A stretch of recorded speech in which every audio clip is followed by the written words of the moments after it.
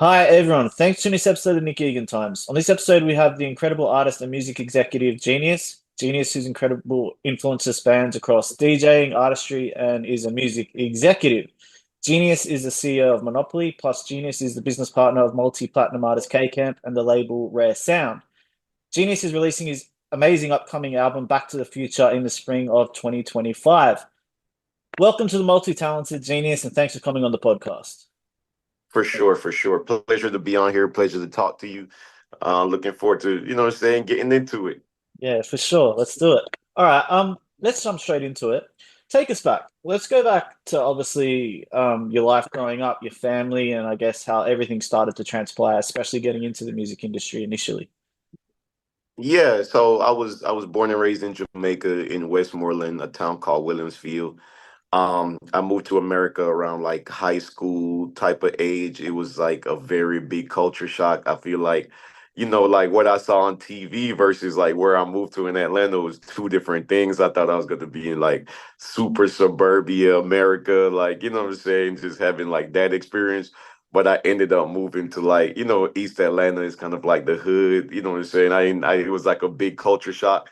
So when I got to high school, I felt like I was, at first I was super antisocial. I had this super thick Jamaican accent. Mhm. It was kind of hard kind of fitting in. And I think like one of my cousins, he's like, yo, just come over to the house on the weekend. Yo, saying I'm super into like tech and computers and networking and all that type of stuff. And he was my Jamaican cousin. So I was like, yeah, you know what I'm saying? Like I don't have any friends to hang out with. I'll come hang out with you, you know what I'm saying, on the weekend. So I started kind of just like, saying working with him like deep into like he used to like build computers and put computers together and motherboard memory cards. So I was just getting this whole like knowledge of computers and I became like really interested in it, you know what I'm saying? And I became like a kind of like really advanced on it because that's what I was doing on the weekend till I started kind of eventually kind of like fitting into high school. Like I, got on the soccer team, met some more Jamaicans, you know what I'm saying, got on the swim team, like that type of stuff. But I was heavily just into like that whole computer world, you know what I'm saying? Like literally even thinking back to it now, it's like, damn, man, I wish I had bought some like Nvidia stock and like, you know what I'm saying? Like, damn, like, you know what I'm saying? All the stuff I was like learning back then. So I mean like I would bring that knowledge to school, you know what I'm saying? Like I was like the kid that everybody was like, yo, make me a playlist. You have the fastest Wi-Fi in the neighborhood, you know what I'm saying? Download the songs, make me a playlist, like that type of thing. And then everybody was just like, whoa, like, bro, like, you really like a genius. They just started calling me genius because I was like setting up networking, going around the neighborhood, trying to hack Wi Fi networks. You know what I'm saying? Like that type of thing. You know what I'm saying? So that's where kind of like the genius name came from. And I realized I was putting together playlists for like a bunch of like, say like my friends and stuff like that. And after a while, I had a bunch of music. I had like this lot and all the, you know what I'm saying? It was Atlanta. So it's like all the Gucci's and the Futures and like, you know what I'm saying? I was just amassing this mass catalog of music, and I was like, okay, I got to do something with this. So towards the end of high school, I started like downloading virtual DJing, started like DJing, and then through like my first high school party for like my birthday and graduation, and like the whole school came, and it kind of just showed my transition into the culture, like from like this fresh Jamaican kid to like now, like yo, I'm fitting into school. Like I'm the guy with the playlist. I'm the guy with the music. I also was like a super hustle. I was selling everything, like candy, all that. They just knew me as like, yo, this is the guy I need to go to if I need some information, if I need some playlists. So I just kind of built a wide network and so a lot of friends. So by the time I got to the end of high school, I had just started like getting into DJing. You know what I'm saying? Didn't really take it very serious. I was just like, yo, I got this. I'm a double party DJ for my friends type of thing.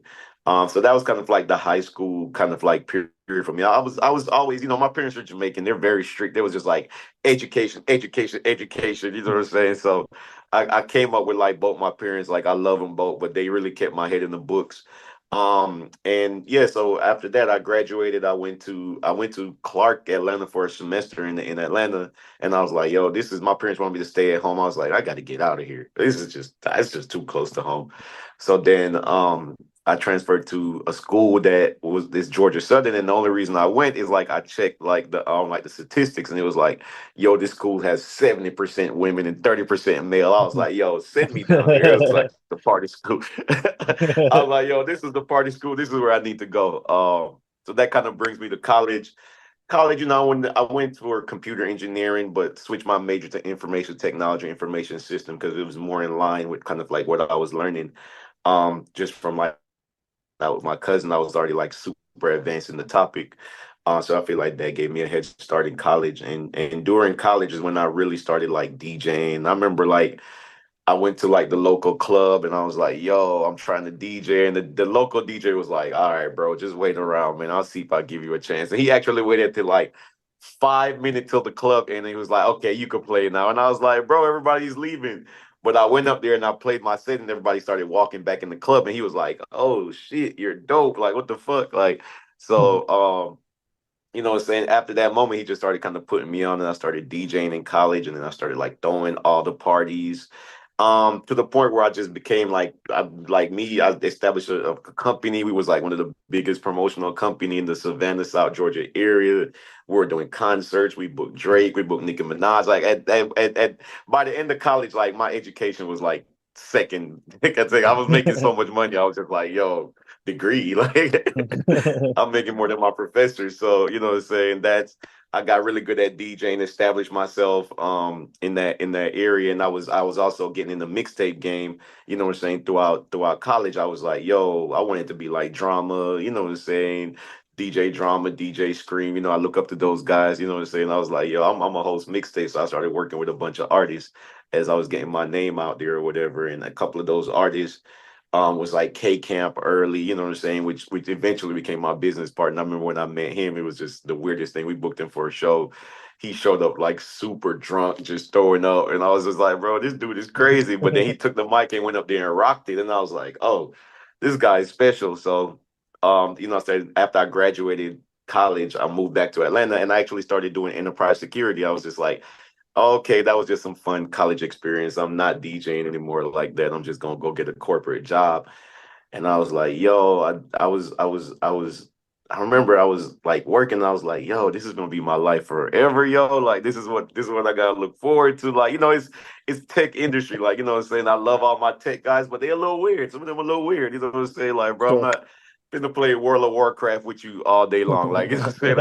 I love World of Warcraft, but that's all y'all doing. Like, that's crazy. That's so so, funny. and I started like, saying like just DJing all the clubs while I had a job. I was just, showing up to all the Atlanta clubs on the east side trying to build my name. I was like, yo, I'm dope. Put me on, put me on. Eventually picked up one gig, which is eventually led to another. And pretty soon I was DJing like 5 or 6 nights a week in Atlanta. And that's when I got deep into like breaking records, people coming to the club with records where I was just like, yo, I'm gonna break this record, I'm gonna play it for you every night. I really just became known as like a record breaking DJ in Atlanta and also just a mixtape DJ. So I was just like fully in, and I also had a job. So I was just like DJing till like 3 or 4 in the morning, gotta be at work in suit and tie by 8.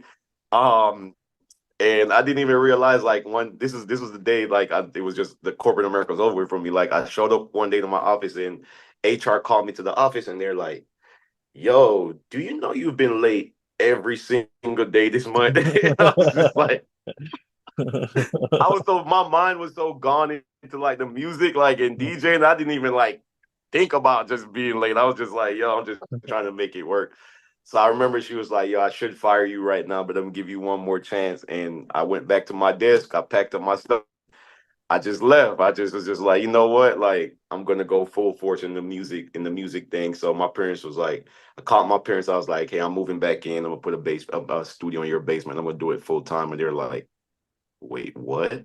You got college degrees, you have a good job paying over $100,000 a year, and you're just gonna quit and chase, you know what I'm saying? But shout out to them, they made me do it. So I mean, at that time I got really serious just with music because I felt like it was all I had. All the relationships I had built with artists, I just started reaching out, started, hosting mixtapes, be going to the studio, just trying to absorb the game, you know what I'm saying? Being a student of the game. And that brings to the point of the story where I was just like going hard. Camp came back around. He was like, yo, you're helping me break my records in the club, do my mixtape. So I did his mixtape. my friend called me, was like, yo, I got this group from the north side, you know what I'm saying? Like, their name is Migos, they buzzing, they want you to do their mixtape. And I was like, yeah, you know what I'm saying, cool. Then their song Bando took off, and then it just kind of just, it just kind of started taking off. I started doing a bunch of people mixtapes, speaker knockers, everybody. I just was in it. The business was coming. I'm like, okay, cool. I'm making mixtape money. I'm hosting mixtapes. I'm DJing, you know what I'm saying? And then, I was just kind of just doing that until like 2014, 2015. And then one day Camp, he came with the Money Baby single. I remember we was breaking it in the clubs or whatever, and it took off. And I remember he invested in it, him and his family invested in it, and it just kind of took off. And he came one day, he was just like, Genius, you're not ready to get out your mom's basement, bro. Like, you know what I'm saying? Like, let's go on the road. You know what I'm saying? Come be my DJ. Let's get on the road. Let's, you know what I'm saying? Let's take the show on the road. And then I transitioned to being his DJ. And that's kind of like I'm not sure how much of the upbringing. I feel like I'm just going on and on, but that brings us to like 2015. Camp start taking off big. You know what I'm saying? We start our whole movement. I'm on the road with him like 5, 6 nights a week. You know what I'm saying? When you're hot, we're booked every night. We're touring. That initial feeling of just like, okay, we're out of Atlanta. Like, damn, we made it. Like, we made it out of Atlanta. So we moved to LA, and I was just being his DJ from 2015, 2016, 2017. Just having fun. I feel like it was the first word I was just like, whoa, this is amazing. Like, we're in different city. We're on planes every day. Like, we're living in the Hollywood Hills. It was just like a dream. It was like surreal. Coming from like Jamaica, where I'm from, the east side, you know what I'm saying? I was just like, whoa, this is like crazy. You know what I'm saying? It just finally felt like a moment where I was actually like living out my dreams during that period. And then the business got messy. You know what I'm saying? This is when I learned how tragic the music industry is. You know what I'm saying? It seems so fun at first. It's crazy. You know what I'm saying? We are not asking questions about your deals and management and what's actually going on in the back end. So Camp was in a really bad label situation where he had signed with somebody that signed him to the major, and then he ended up finding out that there was just bad business going on, and then the label was just like, well, you're not technically signed to us, you can't even talk to us. So you know what I'm saying, they say you can't put out music. So it was just like it was a period of like a high, and then it was just like, yo, the rug just got snatched from under us. Like, you know what I'm saying? Like, one moment we're living in the hills, private chef, whole team, everything is going crazy. Next moment it's just like me and Camp in a beach house somewhere. Like, where did everybody go? You know what I'm saying? Everybody Yeah. just kind of just gave up quick. Um, and that triggered like just, like I wanted to just learn everything about the music business. I felt like I had spent so much time learning music, but not the music business. And you know what I'm saying? These completely two different things. You have the music and you have the music business, and most people don't understand that. So I spent a lot of time just reading, researching everything. Every single thing there is to know about the music business. I felt like during that period it was really challenging for us, but we kind of just made a commitment. Camp was just like, yo, I'm just gonna keep getting better as an artist. I'm gonna keep working. Even though I can't put out music, he still went to the studio every day and recording. And I still was just reading books every day. Like, this is how we're gonna do, saying God go show us a way. We're gonna figure this out. We're gonna figure out how to kind of like put music back out. Or whatever. And saying that period was really, I think that's a really defining period of like who I am now as a music exec, and saying, everything that I've learned over the business, because we just kind of learned like, yo, we never wanted to be in a situation where somebody could control if we could put music out, control our art, control, just kind of like our lifeline, because before that we were just musicians. We're just happy to do music, like, and now it's a situation where we couldn't put music out. So we ended up actually, and my manager at the time was this guy named Naveed. And we were getting ready to pack it up and leave LA. We were just like, okay, the music, it defeated us. The music industry got us. We're out. You know what I'm saying? We got to move back home, and we're gonna try to just reanalyze. And we were getting ready to move back. And Naveed is just like, yo, I got a job with this new management company, the company called Madden. And they're looking to manage new artists or whatever. And it's a guy named Joel and Benji Madden. And saying they want to sit down and talk to you guys. So sat down and talked to Benji, and it was crazy. Like, saying, they invited us to their house, and I'm just like, yo, these guys like really. I'm in like their backyard. I'm like, yo, who house is that? And they're like, yo, that's just the guest house. And I was like, oh, that's just crazy. You know what I'm saying? Like, I'm in there, we're having a conversation. His wife walking, and I'm looking at his wife like, this can't be who. Is that Carmen Diaz? I'm just like, yo, like, it was just like surreal, like real Hollywood shit going on. So, what I'm saying, like, we really clicked with those guys. And, I really like respect those guys as like some mentors that really taught us the game and really came in at a pivotal time, got us with the right attorney that was able to get us out of that Interscope deal, negotiate a deal between Interscope and Empire for us to be able to put out music out on our own terms. And then we just from 2016, 2017, we was like, yo, we're gonna build our own label, which is Rare Sound, the label that I'm partnering with Camp in, and we're just gonna kind of do things our own way. So I spent like the next 2, 3 years just building that, building Camp back up, building everything back up, everything with a label. And then, we had the song Lottery take off around like 2019, 2020, and it just kind of just globally broke TikTok. You know what I'm saying? I was always kind of like very aware of like tech and streaming. I feel like I was like chosen because I was just like, yo, I'm a tech guy. And then music and tech was intersecting. And then I just kind of saw it happening. And I was just like, this is our moment. This is what we need to do. You know what I'm saying? And it just all hit. And you know what I'm saying? TikTok just blew up the Lottery single and became just like this global phenomenon. And everybody just started paying attention to us like, whoa, those guys really came back. I think like the comeback story in hip hop is like one of the greatest stories because I think coming back is actually harder than breaking a new artist. Like, you know what I'm saying? Once the Yeah. game is done with you, like it's crazy. So we had that success and it was super successful. And it's just so much. It's so crazy because around 2019, that was happening.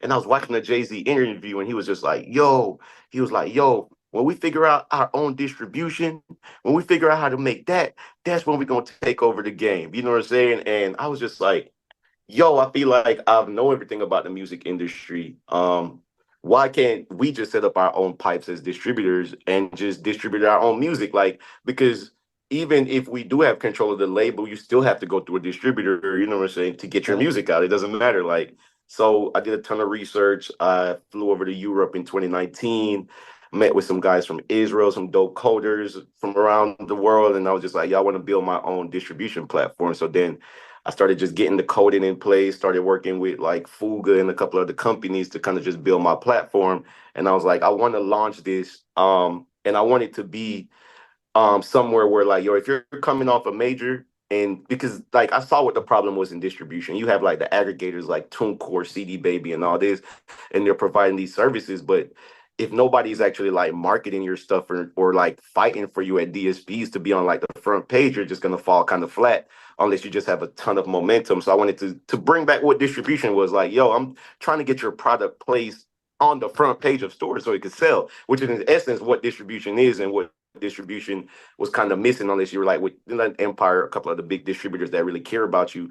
So I wanted to kind of fill that space in the market as kind of like a boutique distributor where like, yo, if you're coming off a major label and you want somebody to handle your releases with that same care that a major would and actually go to DSPs and fight for you. And I already had those relationships from like the label and Camp blowing up and going to Spotify. I already had a lot of the relationships. I was just like, yo, this is easy. I just need the tech.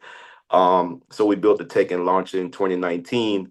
And yeah, that first year was crazy because pandemic hit. So it was like God, like all of a sudden we couldn't tour no more. So it was just like, wow, like this is perfect. Like, you know what I'm saying? Everybody has to put out music during pandemic to eat.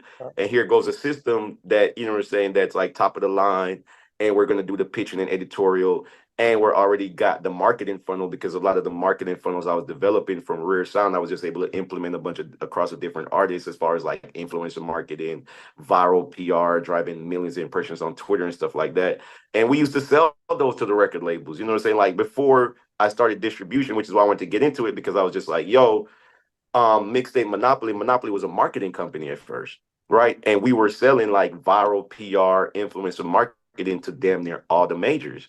And I was like, yo, like we're blowing up like Megan Thee Stallion at 300. We're like blowing people up because it's so new and you know what I'm saying? This is before like Mark Zuckerberg and Twitter was just like, no, you have to pay me to promote. Like, you know what I'm saying? They Yeah. had all type of loops where you could just go viral, like, you know what I'm saying, before they started shutting it down. So I was just like, yo, this is working. We're blowing artists up, but I don't have a stake in it. They're just paying me a la carte. That's not a good business model because it's dependent on marketing in music changes damn near every few months. You know what I'm saying? Like every few months is something new of how to break music. It's just always something new that's in the space, especially in this digital era. So that's why I wanted to get into distribution and kind of pull those services back from the major. And I was just like, hey, at least if you sign over here, you're gonna get those services and be able to like get streams and get impression, which was our sell into the marketplace. So that's kind of like the overall story to kind of like where I'm at now. I still tour with Camp. We still have the label, you know what I'm saying? We still have the Rare Sound label, and I'm super just big in like the distribution space because I feel like the new problem is everybody wants to be independent, but everybody doesn't know how to build an independent business. And like that's a major thing that's going on right now. So that just kind of brings current to where I'm at right now. Sure. That's thanks for sharing. That's incredible, your story too. Like obviously from where you started to where you are, it's amazing. It's truly remarkable. And especially the part where you've shifted into distribution, that's obviously where the market's headed too, right? So you obviously pivoted at the Yeah. right time when COVID happened. So yeah, it's incredible how you adapted and it worked for you. So yeah. Cool. All right. Sure. Tell me about your amazing new album coming up. Obviously next year, Back to the Future 2. Talk to me about how that transpired and what I guess your fans and people listening to it can look forward to. So that came about like I feel like during that pandemic period, like I had put out Back to the Future one, like immediate when pandemic kind of dropped. It was like 2020, and I put it out. It kind of just had captured like how I was feeling initially, and then I kind of felt like because I felt like I was kind of like hitting a burnout period because like I felt like the whole 2010s to 2020 was just engulfed in work, work, work. All I cared about was work, work, work, trying to make this work, trying to come back, revenge on the music industry. No, they can't play us. That whole energy, right? So like after we got to 2020, it was like, and I never was an artist. I always was a DJ. I never was just like, yo, I want to rap. I want to make, you know what I'm saying, get in the boot. It was just like I was around like guys like Camp so much and always in the studio and like giving ideas here and giving ideas there. And they're just like, bro, just get in the booth, bro. Like, you know what I'm saying? Like, just go in there and say it and do it. You know what I'm saying? So they kind of like encouraged me and pushed me to get in the booth. So I was like, up until Back to the Future one, I was kind of like really insecure about like my artistic work because I'm like, yo, all the guys I'm rapping with, like Camp and all these guys, like they've been rapping for like a while. You know what I'm saying? I'm like a DJ transitioning into rap, like is this whole kind of thing or whatever. So I was kind of like really insecure about like you know what I'm saying? But when I put out Back to the Future one, it got like a really good reception. And I was just like, wow, like people are really feeling me, like, you know what I'm saying? I'm like the whole music thing. So after 2020, like of course I was like knee deep in trying to build a distribution company, knee deep in trying to like run the label. And I just felt like music just became a journal for me. I always felt like I was going into like this depression phase. Like I moved out of Atlanta, I moved to Tulum, Mexico, just you know what I'm saying, just to kind of like try to get my mind back stable. And the album is just like a product of that from like 2020 all the way to kind of like 24, just like my journal entry. Because I think I do music as a journal entry, not like, you know what I'm saying? Like, I feel like when you hear my music, you're going to hear kind of like what it feels like to be like an executive and like, you know what I'm saying? To be an entrepreneur and to be still in the culture, in hip hop, still being in the clubs, still being on tour, still having the wild nights. It just kind of encompasses like this complete human. It's just like I think for most people, you either get like the entrepreneur side or you get the artist side. Very few artists could walk that thin line of like I'm an entrepreneur, I'm also an artist, but able to capture it. And I think that's what this album is like. When you listen to it, you'll get a perspective like, okay, this guy's actually really in in the culture, Yeah. and this guy is actually like in the office. And I think that's just like my life. Like I go to the office every day and then I go to the club or something because I'm trying to find new artists, or I go hang out, or Camp is gonna call me and be like, bro, let's go to Blue Flame, let's go to Magic City, let's go to the strip club, let's go, you know, saying rock with the DJ. So it's like I'm still in it, and I have to like still be this like major executive figure, and it's always like this conflicting thing. And like the music is like the outlet for it, I think. So that's what I think people could expect from this album. Like it's my first kind of like full length project where even you listen to 98 Story, that's like me doing the DJ Khaled thing, which is me just on a few hooks and artists filling in the verses because I wasn't like super just comfortable all the way with my craft. I was just more of like, you know, working with producers, getting the sound I like, taking it to this artist. But I found it really hard to convey my message like that across a project. So with this one, I feel like with Back to the Future 2, I could really you're really gonna get an idea of me conveying my messages and my emotions and you know what I'm saying, how I feel to be a stressed out, bootstrapped entrepreneur and also just being in the club like, oh my God, I need to get to the office, but I'm having fun at the club, you know what I'm saying, type of vibe. Awesome. Thanks for sharing. Um, what do you, when you look back, what, obviously you've done so many things and you're still doing amazing things. What would you like your legacy to be? I think my legacy, and it's weird because I just saw like Mike Tyson was just like, "There's no legacy. You're here today, you're gone tomorrow." I'm like, "Damn, bro! Like, we're just some dust spectacle in the world." Like, but I think my legacy that I want to leave behind is just like I think too often like the world put individual in boxes. You know what I'm saying? Like, and I feel like I want people to feel like, bro, it's okay to do and try multiple things, and you know what I'm saying, not just be typecasted in a box. Even with like my team now, I'm just like, yo, like I don't want to just be put into like, oh, he's a rapper, oh, he's a DJ, or oh, he's a this. You know what I'm saying? I want to leave it out there like it's a possibility. Like as you move through life, you could do different things. You should try different things. And I feel like that's what I even want to leave to the youth. You know what I'm saying? Like don't get caught up in like just what's going on now, what's going on in the moment. Just always like leave the box open. You know what I'm saying? Like don't make your world small. You know what I'm saying? Like I always say world famous. All my friends, when they see me, they be like, "Oh, that's world famous." Like I've been speaking in kind of into existence. Like, yo, I want to be more global and big and not be able to be put in a box. Even moving to Mexico and learning Mexican culture and just feeling at home there is just like it's just like opening different boxes. I think my legacy I want to leave behind is just like don't let nobody put you in a box, man. Like I think there's just too many boxes in the world, and I want to leave the legacy that you can be an artist, you can be a DJ, you can be a rapper, you can be an entrepreneur. You know what I'm saying? Don't let anybody like try to tell you like you can't just to be small. Wonderful. That's great. That's great advice too. Genius. Thanks for coming on the podcast. I do appreciate it. It's been amazing talking to you and obviously everything you've done. And I really look forward to your new album coming out next year. And yeah, thanks for coming on the podcast. I do appreciate it. For sure. Thanks for having me. Good talking to you. Let me know anything you need from me, man. Album is slated to come out next year.